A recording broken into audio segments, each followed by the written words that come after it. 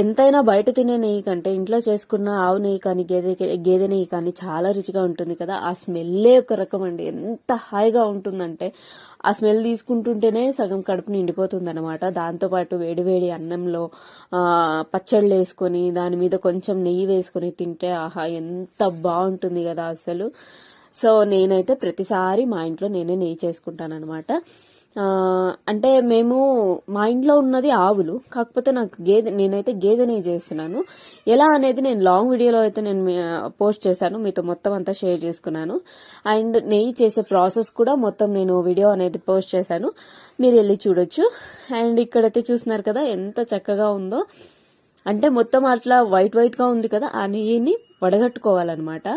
అలా నెయ్యి రావాలంటే మళ్ళీ అందులో ఏమేం వేయాలి, ఏమేమి వేస్తే మంచి రుచి వస్తుంది అనేది నేను షేర్ చేసుకున్నాను. ప్లీజ్ సబ్స్క్రైబ్, లైక్ కూడా చేయండి మర్చిపోకండి.